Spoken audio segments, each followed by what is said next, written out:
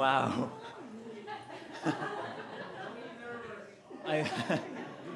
Thank you so much for coming, everyone. Some people are from around the country, around the world. I just want to first give thanks to my family, and Nagisa, my sister from Nagomi Bento, is doing the catering, and Enoteka is serving food tonight, and Ryo and his band is doing the music for us. Blaga, Foro, and Gordon is here doing this, sharing us this entire venue. So I just wanted to thank them, and I'll hand the mic to Katelyn. This is so overwhelming to see all these beautiful faces, each of them we cherish so much. So you should know that each of you is so important to us and so special. And as Kenji said, from literally everywhere, we have 6 continents and many countries represented here. And we're working on Antarctica, so. But our goal tonight is to share all of the people we love with each other. So we really hope you get to know one another. Okay. Just want to do cheers and count of 3. Is that all right? 1, 2, 3. Cheers! Thank you for coming, everyone. Arigatou gozaimasu. Okay, if we could bow our heads, please. Dear Heavenly Father, we are gathered here as family and friends, some from near, some from far. We thank you for this privilege of getting together for a few hours of fellowship to celebrate the matrimony of Katelyn and Kenji. And as we do so, we are reminded of the many blessings you have showered upon us, collectively and individually. We give thanks for the food we are about to eat, for family, for friends, health and strength, prosperity and peace.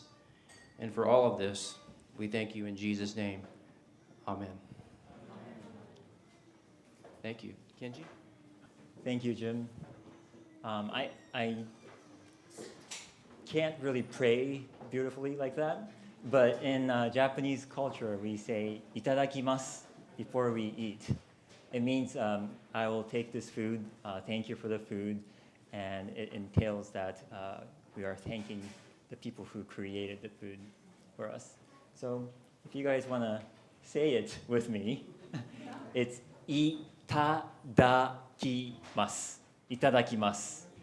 Itadakimasu. How Hello, everyone. Are we having a good time? I'm so glad. This is great. We're so glad you're here. This is all that we hoped it would be. So thank you again. So Kenji and I are going to tell a little story. Well, first, thank you very much again, people from all around the country and around the world. But I thought, I don't know, thanking everyone is a little too traditional, so I thought I'll share my story, how I met Katelyn. Does that sound interesting? Oh, yeah. Yeah? So, well, thankfully these days we have a dating app. And yeah, it was in my second year of my residency training, but you still have, I still had a lot of dating app, busy with medical training, but looking for some lifetime partners. And I saw her, not partners, just partner. Sometimes my English is not great, especially in front of a lot of people.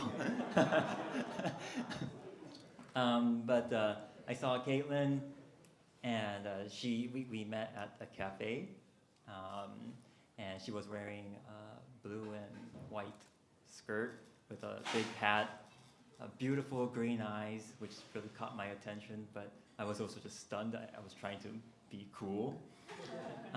And she was, I think she was just back from a museum or something, and she was talking about it, and I had no idea about this arts that she was talking about, but I was trying to make myself like, yeah, I understand that. Yes, that's beautiful. That's a great artist. And then we went to get some ice cream, and then we went into Central Park. We walked a little bit more, and then she started to talk about oboe, and I didn't know anything about oboe. The only thing that I know is pathology. So, and then she shared me how she makes the reed. She crafts it from scratch. A true artist, and I thought, wow, she's actually beautiful and a true artist, and I wanted to keep in touch with her. Yes, successfully, and then we kind of finally came out of Central Park. It was a pretty long Central Park. It was a hot day, but it didn't feel. I mean, it was really hot for me. Yeah, I was nervous, but finally the sun came down, and I was a little bit hungry, and I heard that she just went to Japan and she came back from Japan. So I was like, do you like ramen? And she said, yeah. You want to go grab ramen? And we went for another dinner. It was a first long date together, and we had fun at the ramen place. We had some drinks, and then that day I let her go, said goodbye, and then I kept persistent after that. So that's kind of like my first encounter with Katelyn, which is very memorable.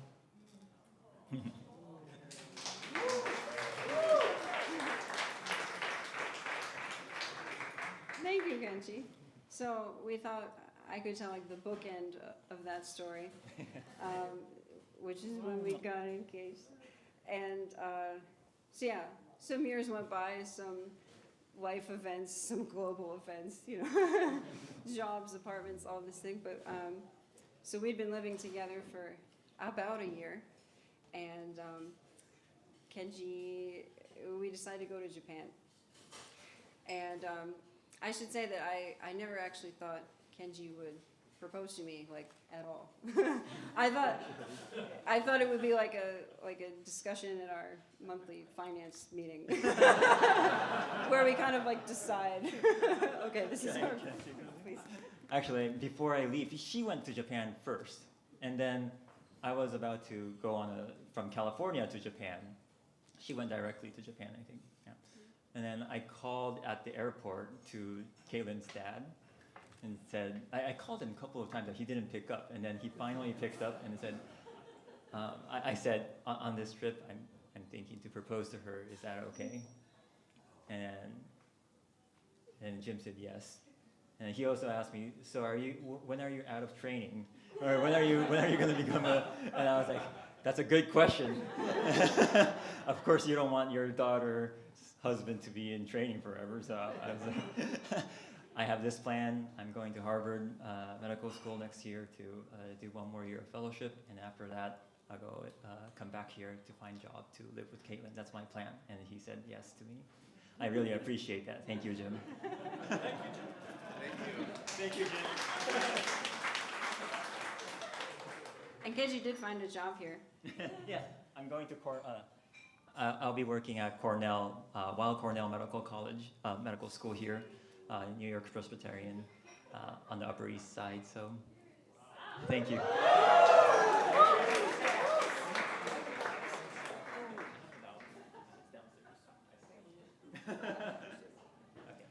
I go get it? Yeah, okay. I need to get something. Kenji will be right back. So as I was saying, I had no idea Kenji would propose to me ever, but we decided we'd go on this trip to Japan. And in retrospect, I should have maybe picked on some major cues. But Japan was very special. Like, I'd been there before, but for a work trip, it's very different when you have a personal tour guide. And so we spent some time in Kyoto, in the bustling city and some quiet parks. We went to Kyoto. If you're not familiar, it's the city that's like the cultural heart of Japan. It's very beautiful, lots of temples and shrines. And, Japan's famous for the sakura, the cherry blossoms. And people come from all over the world to see them, but they're very, they're mercurial. They only bloom for this certain period a year, and then they happen to be blooming. And so in Kyoto, we got a photographer, and we got dressed up in kimonos, and we're kind of just prancing around Kyoto. And the photographer says, "Are you guys getting married right now? Like, are you married?" Well, no. He's like, "Do you want to borrow my ring?" I'm like, "Ah!" And we were wandering around Tokyo on a sunny day, and happened upon this shrine. And there was a traditional Japanese wedding happening there. And we didn't, this was completely random, this shrine, but and Kenji says, he's reading, and he's like, "Oh, this is the shrine of relationships and bonding." We just like stumbled across. But so from Kyoto, we spent time with his brother Shogo and his wife Yukiko in Kobe. And then we went on to Kamakura, which is a beautiful seaside city south of Tokyo. And we were going to spend time with his family. And his family very generously gifted us another kimono experience. And also a tour of Kamakura in a rickshaw. The two-wheeled cart, and there's a guy that pulls it, and he's, I don't know, extremely athletic. But so we toured all around Kamakura in this rickshaw in our kimonos, and it felt magical, like we were, I don't know, getting away with something. It was wonderful. And we saw the enormous Buddha and all these famous poet houses, and it was raining, and it was lovely. And then we get back to his cousin's house, and his entire family was gathered there for the first time in several years. It was like post-pandemic, everyone gets together, and so we pull up in the rickshaw, and then a few people run out. There's suddenly more people run out. Everyone's running out. There's all these friendly Japanese people, and they're surrounding the rickshaw, and I'm the only one there who is not Japanese. And everyone's excited, and we're taking pictures in the rain with the rickshaw, and then we come into the house and up the stairs together, and everyone just cheers. And I'm thinking, I think these people think that we got married. I think they think. And I'm like, oh, this is interesting. And so I'm there, I'm the only one that doesn't speak Japanese. And we're having a great time, and then Kenji starts to, it looks like he's going to make a toast of some kind, and he's addressing everyone in Japanese, and I think, oh, he's saying like, oh, it's great to be back and to see you all, but really he's telling them what he's about to do. And I'm like, oh, this is great. So yeah, he got down on one knee. The rest is is history, current history, but in saying yes to Kenji, I was saying yes to a life that's much bigger and much richer than what it was before. And I'm so grateful to be with someone who is the right person to navigate it with, who inspires me every day with how kind and gentle, determined, and sincere you are about everything. So Thank you. with that said, we're going to read our vows. Just a quick story about these vows. So we wrote them together. We got married a year ago at City Hall, which I recommend.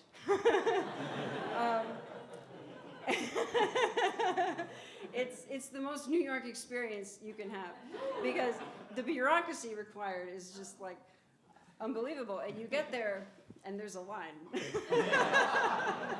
There's a line. And it's also full of like all of these excited people of every generation and culture, and everyone is so happy to be there. It's truly a New York moment. And then you get into the courthouse eventually. And we had written these vows. We decided to write them. We spent weeks writing them. We were up late the night before working on them. We were arguing about them until the minute we left to go in the cab at 6 a.m. to go. But here we are, and you get into the little courthouse room, and you can't tell if the thing on the wall is arts or if it's just like this very strange small room, and there's the clerk. Yeah. And we're like, oh, we have our vows. Can we read them? Like, we don't have time for that. Like, it's Friday. Like, we got. It's like DMV. It's like the DMV Yeah. of being married. And so we did not read them at that moment, but we wanted to have an opportunity to share with you, our loved ones, the commitment that we have made to each other. So should we read this together? This part? Yeah. Okay. Oh, I'll read the first sentence. You read the second. Okay. So together we will create a shared journey rooted in love, courage, and joy. Let us become each other's wings to soar to heights beyond our imagination, explore the world, and discover our fullest potential. On a rainy day, we will shelter one another, hold hope, and keep on dancing. Our combined spirit, creativity, and generosity will expand beyond our home and lifetimes. And then it says, Katelyn, Kenji, today I take you to be my partner. Over the course of our life together, I promise to do my best to, work together as a team, sharing your pain as my pain, and your joy as my joy. Prioritize each other's physical and spiritual health. We can do anything if we are healthy. And the third one is understanding and honor your values, cultures, and perspective. Our uniqueness is our strength. In times of challenge, find our way back to each other by listening and being willing to compromise. And finally, fifth one, continuously refine my character to be a better spouse and a parent. I commit to show up to every minute of this sweet, wild ride. You can say it together. Together we hold the key to a grand journey. Let's fly.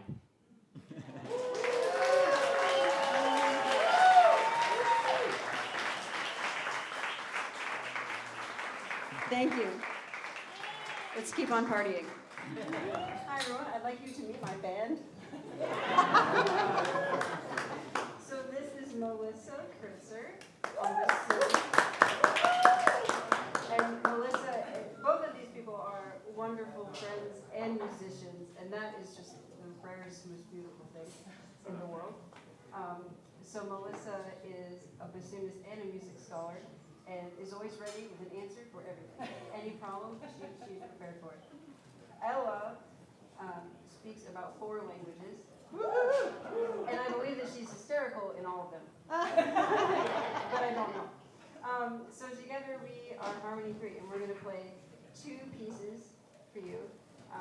The first is by a French woman composer named Fernande Ducroux, and she was in Paris writing in the 20s. And we just love her music. We play it every chance we get. And I have to say that she was completely lost as a composer until Melissa and a group of her colleagues discovered her music in a basement in Paris. It's an amazing story. And so this piece is it's variations on an air of a can-can. It's basically a French folk song, and so there's a theme, and then we're going to spin it into a bunch of variations. So please enjoy.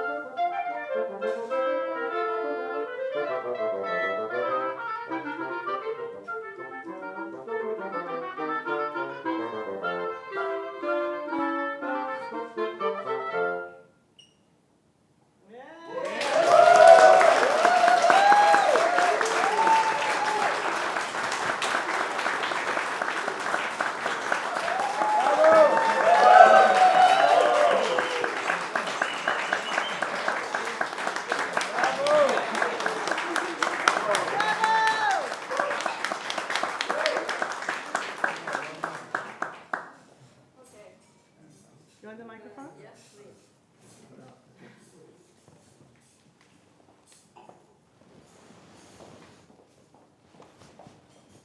Thank you. So now we're going to do something a little different. So the next thing we're going to do is an original arrangement written for our trio, and Rio and Ari on bass. And this is all the things you are. And it was arranged by Chris Byers, who's a really brilliant jazz saxophonist in the area, and he has thrown in here so many incredible musical references to other players, to other genres like big bands, and he even snuck in a Jewish folk song. And I would like to let Melissa say a little bit about that.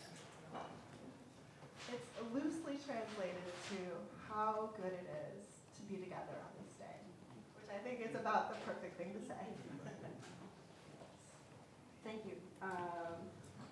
So here it is, and Kenji, this is for you.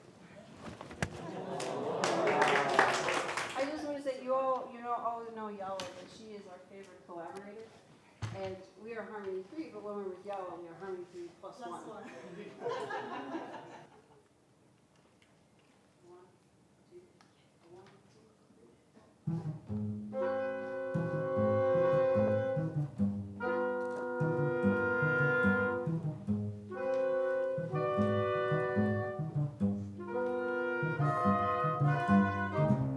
You are the promise of springtime that makes the lonely winter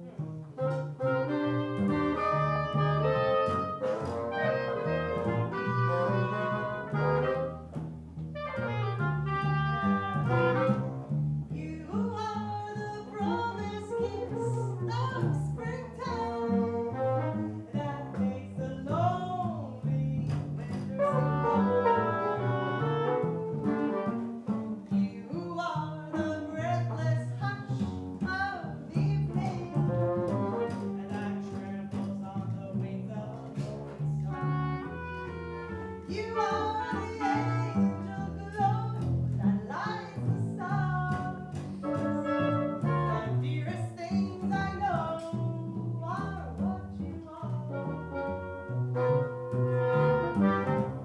Someday my happy arms will hold you, and someday I'll know that moment divine when all the things you are mine.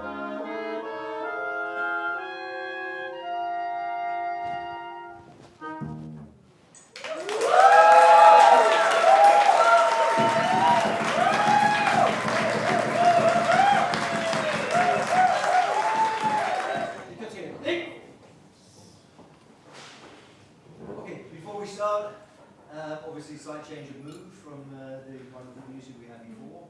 I'm sure many of you are quite familiar with what karate is, but in case you're not, there are basically three aspects of all our training. Kihon, kata, kumite. Kihon are the basics, multiple repetitions of similar movements to evolve the body into an efficient machine. Kata, which are the original forms, which are rather complicated, almost dance-like sequences of 20, 30, 40, 50 moves long. And kumite is the pair work. We are going to show you some kata. And as you also probably know, we have grades in karate and going up through the color belts to black belt. You have your first dan, then a couple of years, second dan, a few more years, third dan, and it's a very long, long process. Kenji is early on in that process, and we've been very lucky to have him join us in the dojo about 3 years ago, and he has really taken to it, maybe something to do with Japanese DNA, I don't know. He has a good feel for it. But nonetheless, even for Kenji, he's asked to do a couple of quite advanced kata, a little bit above his pay grade. But he was insistent that these are the ones he loves, and so we're going to do those for you. Okay, so if you can make a space.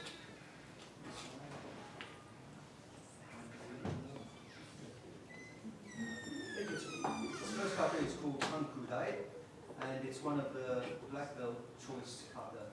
At a certain level after the color belt, you can choose your kata based on its personality, the way you move, and whether it appeals to you or not. This one is the longest one of all that. Thank you very much. The longest, most elaborate one of that level, and it translates as to gaze into the eternal void.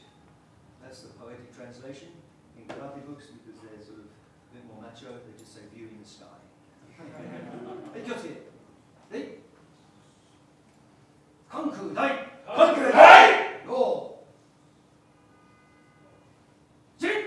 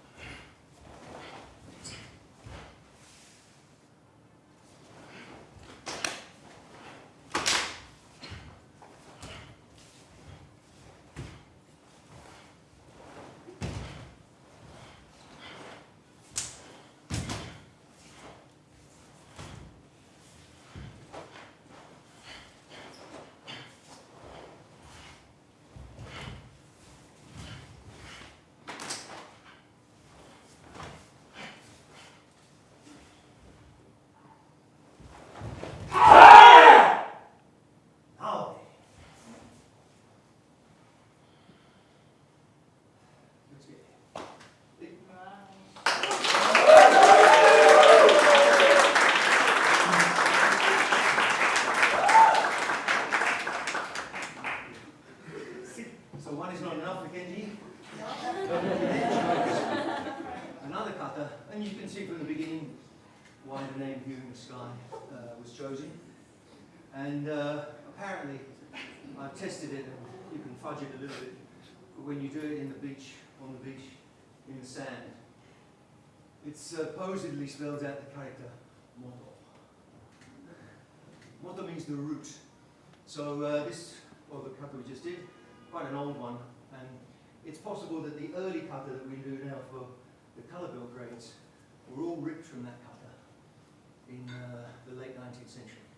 So the root of the sort of basic structure that you go through for your colour belts could come from that kata. Okay, the next one, a little tricky, much more advanced, and it's called Gankaku, which means basically, as you'll see, it represents the crane standing on the rock.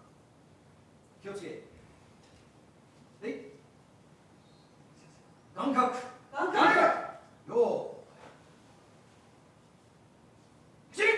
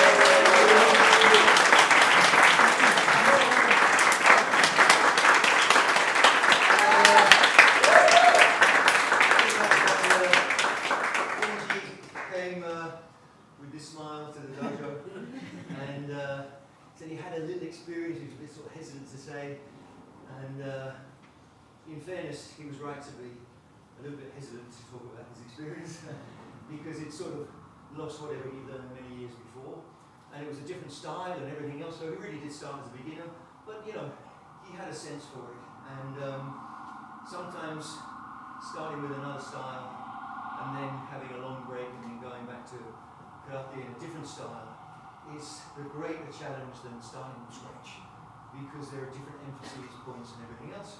But as diligent as he is, and I'm sure he will be as diligent in his marriage to Katelyn as well.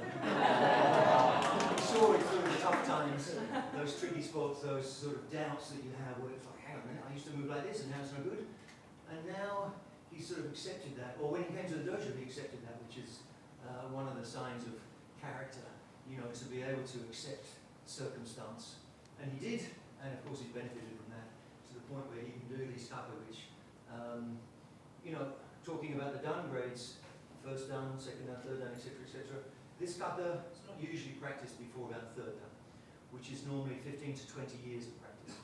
So I'm not saying he's ready for, you know, demonstrating for a very high dan, but he's grasped the essence of it, and so we're all happy to be able to support.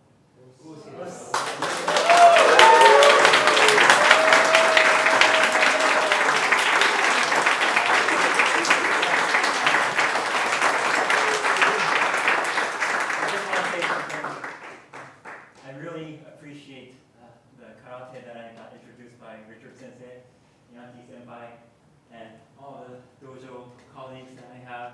I'm blessed, and it made me really stronger, not only physically, but also mentally and spiritually. And I think it allows me to protect the people that I love. And Katelyn is one of the person that I love dearly, and I always think that I want to protect her, and that's part of it that I'm practicing karate. And when you have something to protect, it makes you stronger, I think. So this is all kind of part of love, I guess.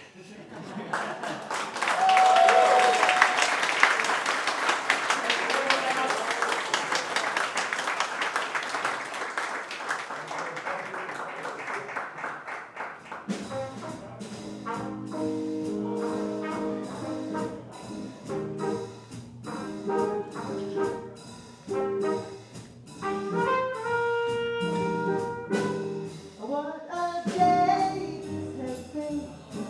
What a rare mood I'm in.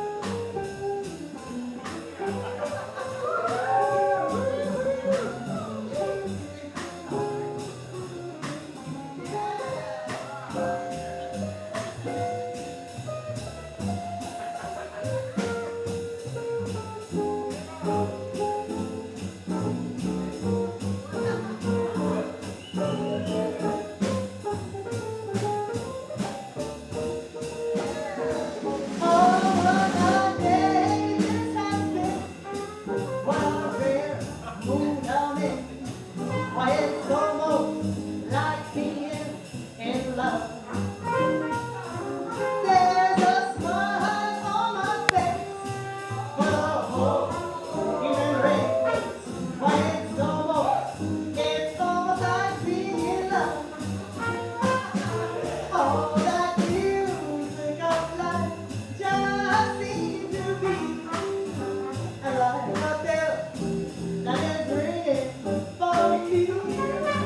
Yeah, for the race has been when that bell starts to beat. I could swear I was falling. I could swear I was falling. Almost like being in love.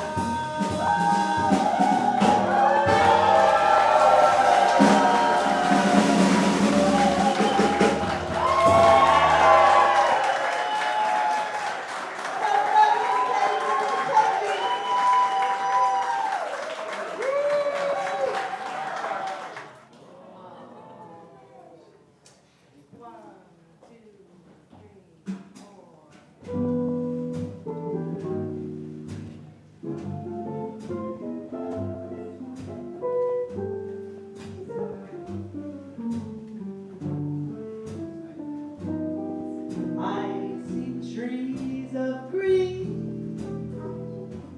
red roses too. I see them bloom for me and you.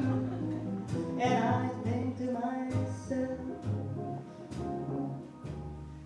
what a wonderful world.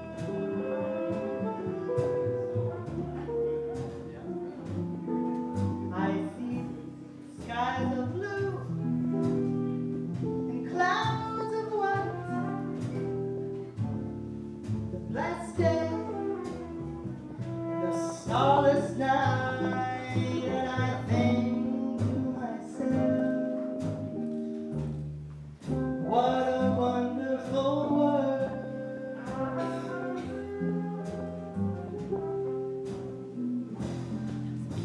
The colors of the rainbow, so pretty in the sky, they are also on the faces of people going by. I see friends shaking hands, saying, how do you do? But they're really saying, I love you.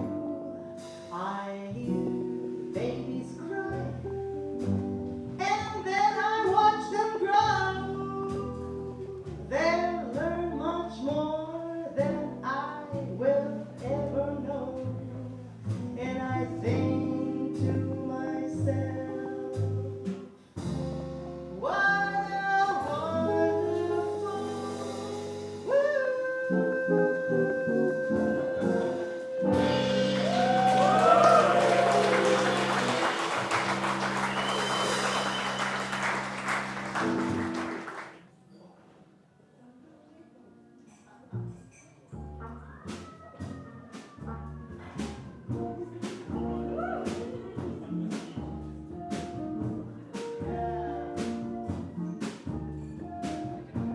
yeah. When the night has come and the land is dark and the moon is the only light we'll see. No, I won't be afraid. No, I won't be afraid. Just as long as you stand by me. So darling, darling, stand by me. Oh, now stand by me. Stand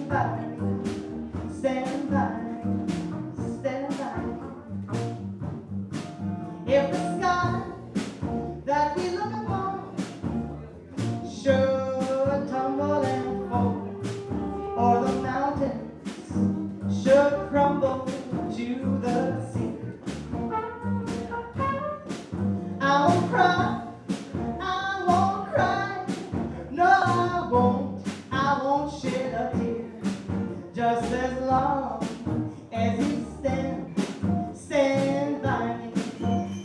And darling, darling, stand by me. Oh, now stand by me. Stand by me. Stand by me. Stand by me. So, darling, darling, stand by me. Oh, no, no, stand by me. Stand by me. Stand by me. One more time. Stand by me. So, darling, darling, stand by me. Oh, no, stand by me. Stand by me. Stand by me.